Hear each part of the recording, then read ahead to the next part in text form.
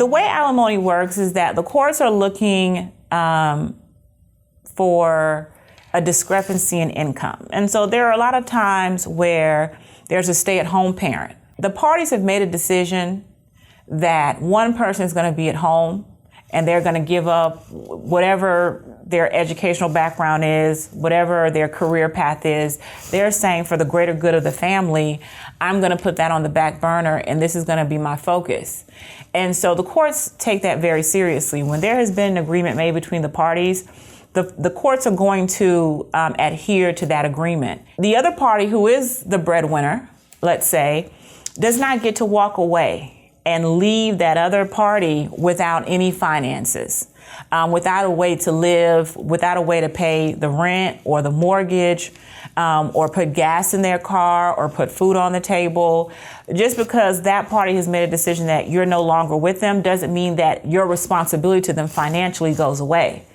And so the courts are really looking at the discrepancy in income. Or you may have a home where both parties are working, but one is making $30,000, the other person is making $130,000.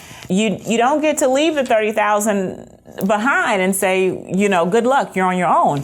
That person is going to need your assistance. They're going to need your support to continue to maintain a household. And so that's where alimony is going to come in. It is going to ensure that other party is not left destitute.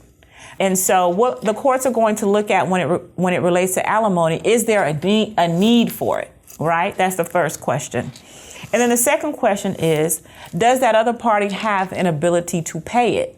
Just because you're making $30,000 a year, maybe your expenses exceed that. So yes, there's a need for alimony, but I'm not able to pay that alimony. And so the courts look at that too.